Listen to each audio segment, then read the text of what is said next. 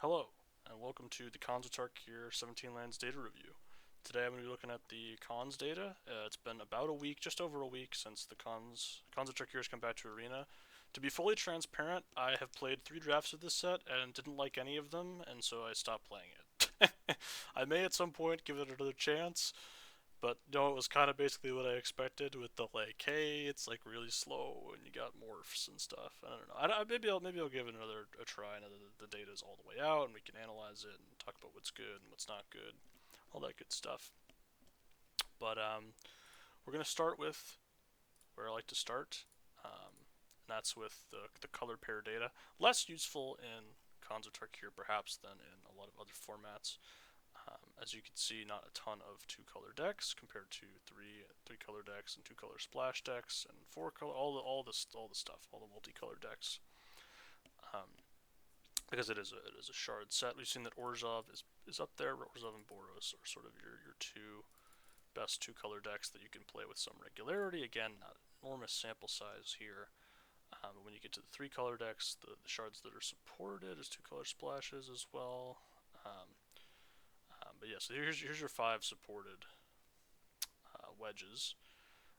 We see that Abzan is currently the most winning with Mardu in second. It's pretty significantly above the other archetypes so far. Um, the others are all fairly similar, 52, 53%. To give context, the overall user win rate is 54%, which is a little low for 17 lands users at this stage of the format. Usually it would be about 55%. Um, this to me tells me that there are a lot of people like me that are like, hey, I don't have my brain wired to play cons, right? Like I don't have to, because it is a fundamentally different format, and we'll get into that a little bit in a moment here. When we look at the format speed really quickly, just get rid of all the stuff that doesn't not interesting, and we'll see KTK is up here.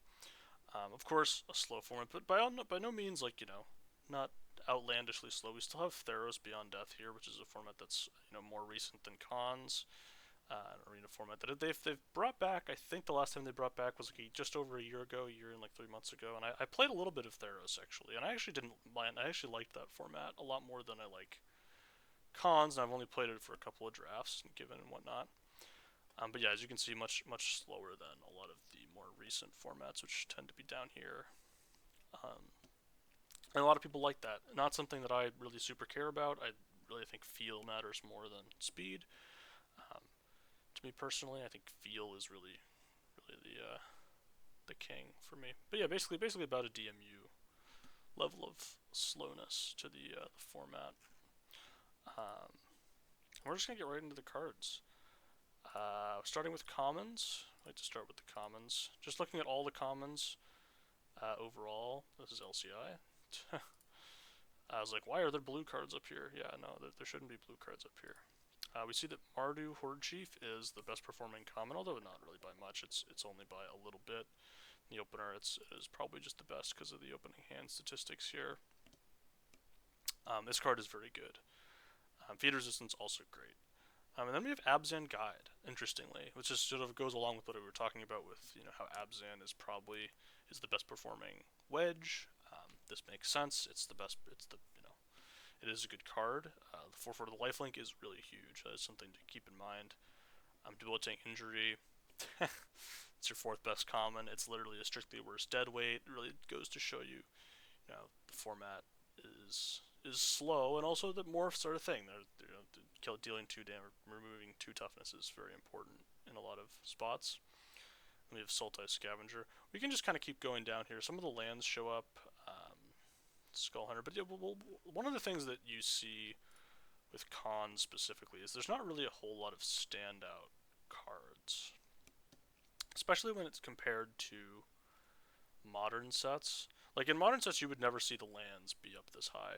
I know the small sample size isn't super huge, but we have 10,000 games with the games drawn and even more games played with the lands. Like it's pretty like compelling evidence that the lands are actually like high picks in this format, and the thing that people tell you where it's like, hey, you really do want to have those lands, but it specifically is the 3 Abzan lands, notably again. So Abzan really performing well in the data, even better than Mardu, which I think is what people would have thought would have been the best.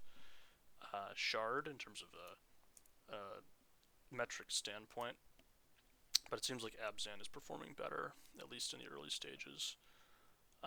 Except for the Ponyback Brigade, which is up here if it's the Abzan, which it's the Abzan, Mardu, and then the third one is the Abomination of Grudel, which is the Sultai one. I've had some success. I played this card and it was like kind of okay. Fourth would be Snowhorn Rider, and then fifth would be the Weapon Master of the sign, the quote unquote signpost uncommons. Well, actually they're commons. They're like signpost commons in this set. Yeah, so that's a good way to look at stuff. You can start with some white commons. This is the best color, I think. Everybody kind of knows it. Everyone sort of knows that white is probably the best color. It has the best commons. It has two standout commons specifically. We talked about them already: Feat of Resistance and Mardu Horde Chief. And then we kind of get into the whatever. Rush of Battle, a card to note. The Warrior deck is real, and this card is actually a real payoff in that deck. For sure. You can totally play this card. It does a lot. Even if you just get two things with it, getting them like lifelink is just enormous. Like they just because it's just so much. Like if your opponent casts this, it's just over for you really fast. Like it's just a really big swing. So it is a real card. Yeah, I mean, there's just a lot of stuff like Defiant Strike being somewhat playable.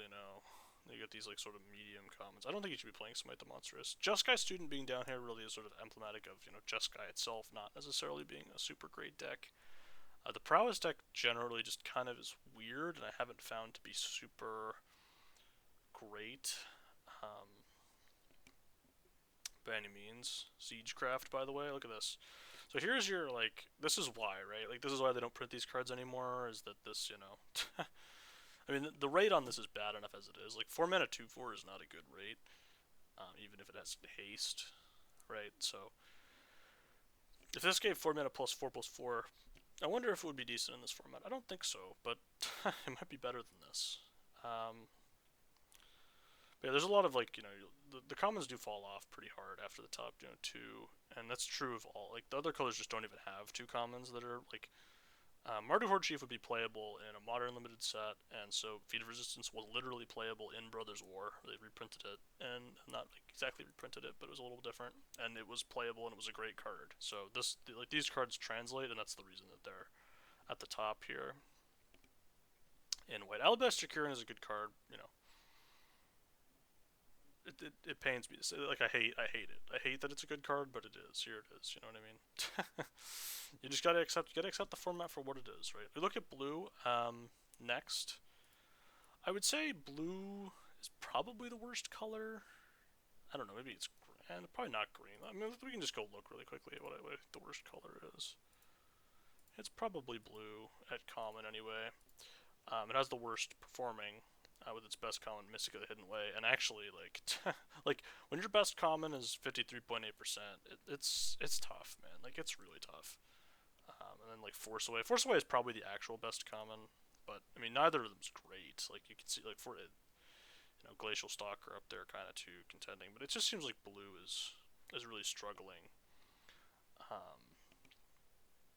Oh man. To be honest though, this is about what Disdainful Strokes win rate usually is. It's just usually like the 12th best blue common instead of the 6th. So this really is showing that blue is struggling at common in this format. There's just not really a whole lot to say about it. There's just not very many good cards at the end of the day. Wow, this might be the lowest win rate. This is one of the lowest win rates at a common I've ever seen. It turns out 2 mana Surveil 5. It's not good. It's not a good card. Yeah, no, it's not it's not so great. But I would I would love to see that change. I mean, try red. Blue seems like it's the worst color. Black is probably the second best color. White black specifically best deck. If you can get a 2-color white black deck, it's probably the best deck in the format on average. We have our Debilitating Injury, Sultai Scavenger. Sultai Scavenger is just a house. Like, the Flyers are just a house. Murder Skull Hunter. Yep, 2 for 1. Rashada's Secret, I found to be good too. Sort of whatever. Throb models here. I mean, one of your best commons is like a 5 mana -4/-4. I mean, this really shows, and I think one of the points about this format that I think people refuse to acknowledge. This is a Prince format. This is not a Pauper. Like, if you want, like, they haven't, like, this is the reason they don't do this anymore, is that people don't like, this is a format that is dictated by the rares. Commons do not dictate this format. People will try to, like, gaslight you and tell you that that's the case. The win rates on these commons are just so, like, blah and average and whatnot, that it really just, there's just not any standout commons like there are these days. To the point where I think that the rares do tend to sort of dominate them, and it's really about understanding what the important spells are um, in these classes. I'm trying to see if there's anything that's like this is an example of stuff like the delve stuff just doesn't really get there for the most part. We're printing like 5 mana 4/4 defenders. It's just a nightmare. Like, I don't know how to have like a ton to talk about. It's just kind of like, yep, there's like a bunch of like playable commons, and then that's it. So yeah, and then in red, it's sort of a similar story. I have found Leaping Master to be sort of okay. Mardu Warshaker, yeah. But really just not a whole lot of good stuff here in red. Just a lot of stuff. And like, there's just so many things that you're like, oh, this could be kind of fun. Like, Barrage of Boulders I played, and it was like sort of okay, and I'm like, oh, I won a game because of it. But it's like, yeah, I don't know. The Barrage of Boulders I think is probably a little better than this if you have the right deck for it, because there are so many like board stalls in this format, because there's so many like O4s. They printed like so many O4s that you just you just need to have ways through board stalls, and Barrage of Boulders is a way to do that. But yeah, nothing super exciting in red. And in green, Woolly Loxon is the best common, and then Alpine Grizzly. I think they're all reasonable. These are all decent cards. This is like truly crazy. That Awaken the Bear, maybe Hooting Mandrill. So green appears to be, oh my, wow. So this might be the most surprising result I've seen so far. Dragon Scale Boon is up at 54%. I mean, that's like average in this format. That's like a playable common. Okay, maybe I should play that card. And really what I should be doing, honestly, the hardest thing I've had with this format, the most difficult adjustment to make, is that you actually have to draft green cards. I haven't had to draft green cards in like a year, a calendar year, which is not exactly true, but I'm naturally like now when I see a pack of Magic cards, I just look at them and I'm like, are there any green cards in here? I'm like, I'll probably just be avoiding those. That's just my instinct. Obviously, you can overcome your instinct for powerful cards, and Woolly Loxodon is probably, I don't disagree. Probably green's one of green's better commons. It's huge. The morph costing only 6 is like great. It's a way to crash through the end game, and the end game does happen a lot. Savage Punch is a real card for sure. Alpine Grizzly is decent as well, just because you enable stuff. Aw man, Feed the Clan doesn't have data. Sad. 45% games played when Yeah, okay. Here's Kintry Warden. I don't know. This is like not. I love looking at these cards and just being like, yep, I've lost to these cards.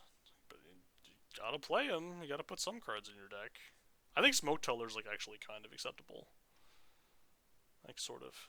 You know what I mean? In terms of the multicolor here, the 5, we talked about the waiters earlier, but it's Abzan Guide, Ponyback, then Abomination, Snowhorn Rider, and Free. These are basically the same. And this is basically, I think, how you could probably just straight up power rank the archetypes like this if you wanted. I think you wouldn't be super far off.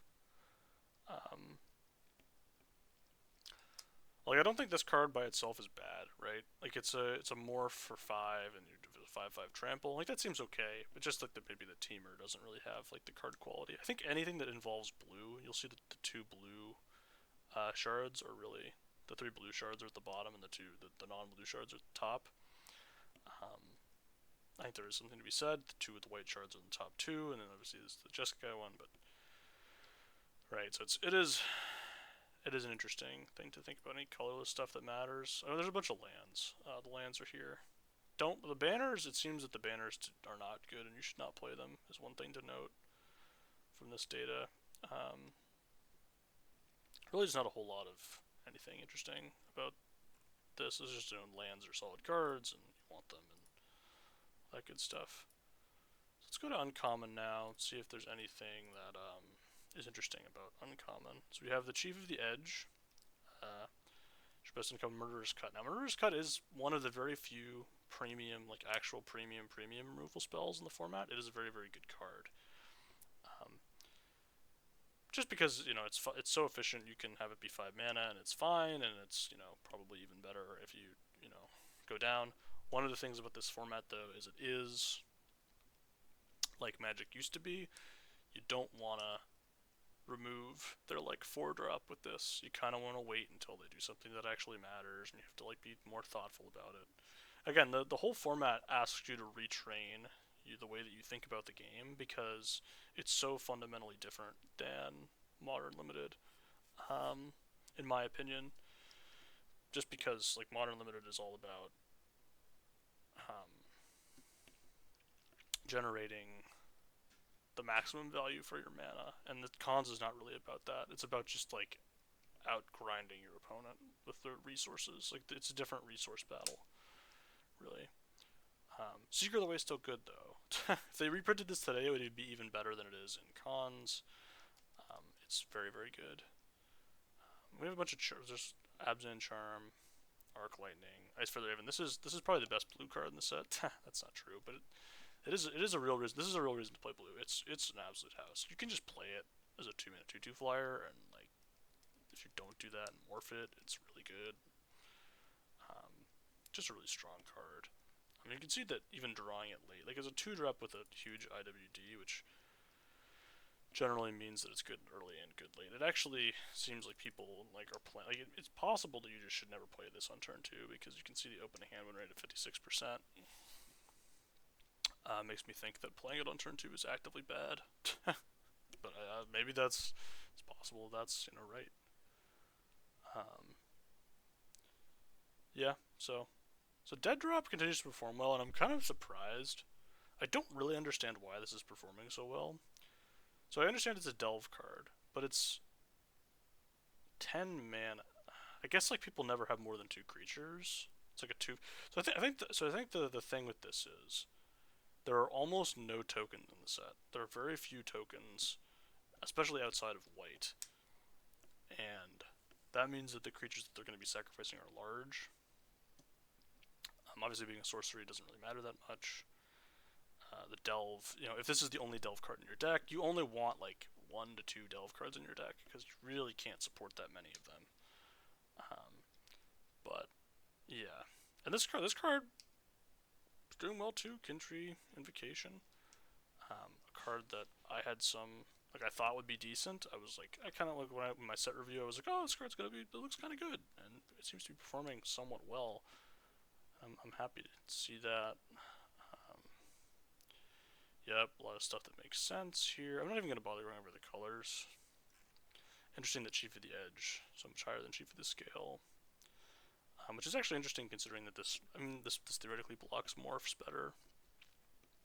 But, I trust. Looking at stuff. Become Immense, really solid. Master the Way, sad, but a solid card. Yeah, I think that's kind of it. You can see that even though Abzan is the best color pair, the Abzan land is still not super performing especially well, and lands are hard. Lands are really hard to evaluate with win rate. Because obviously it's better to just draw a natural drawn of 3 untapped lands always. But, you do have to play your lands for mana reasons. Anything down here that's people would think would be good, but isn't. Goblin Slide, sure. Yeah, no, that's about where I expected it to be. Nothing super interesting. Kind of surprised Secret Plans is this low, but I guess you really got to be in on it. Yeah, nothing super surprising down here. I'm a little surprised by this, actually. Winter Flame. again, I don't really like this. This should be good in the morph format, but I guess it's just not. This is one of those things that I like. I don't really understand why this card is not very good. I guess the reason is it's 2 damage and the damage can't go face. It's kind of like a bad recipe. But debilitating injury is so good, is why I thought this card would be good. And debilitating injury is about as good as I thought it would be, and this card is considerably worse than I thought it would be. It turns out the tapping thing doesn't matter so much. Yeah, I mean nothing super. Tuskard Captain being this low is kind of interesting. Be advised. Be advised that Tuskard Captain is not very good. I have found that the red stuff is really tough. This being playable is like wild. Like actually wild that this card appears to be playable, but it does appear to be playable. Especially if you have like evasive warriors. And I'm just gonna look at everything. I'm gonna look at the whole set. Wigmate Rock is your best card by a whopping, like, enormous margin, 4%. When was the last time we saw a gap that big? Lord of the Rings didn't have a gap that big, I don't even think. Let's look. So Lord of the Rings had a gap of, well, from, no, it was even like 2. I mean, it will diminish over time. DMU with Sheoldred, maybe. Sheoldred had a pretty big gap. It didn't have a big gap at all. I don't think March of the Machine had a huge gap. There were so many good cards. Yeah. So, I mean, we really haven't seen this in... 1 didn't have that big of a gap.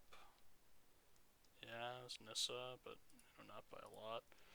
So, LCI obviously doesn't have a gap like that. But, yeah, no, so this is just the best card in the set by an enormous amount, and that makes sense, right? A huge flyer that is, beating Abzan. Abzan card. Not an Abzan card. Sagu Mauler, best non-Abzan card. You can see it's like a bunch of white rares, 3 Abzan rares. And this is part of the reason that Abzan is doing well, right? Is that they just have these like super busted cards. So in the whole set, there would be, generally I think of tier 1 cards as having a 60% game in hand win rate or better. There are 1, 2, 3, 4, 7, 8, 9, 10, 11, 12, 13 tier 1 cards in this format.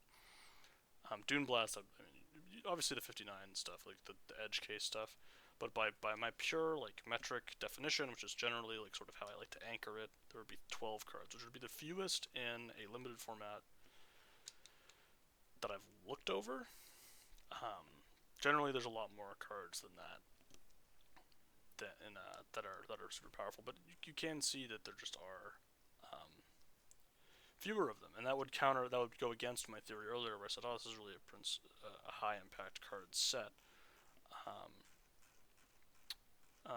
And so there's not that many high impact cards, but the cards that are high impact are really difficult to beat, just because there isn't that much removal, and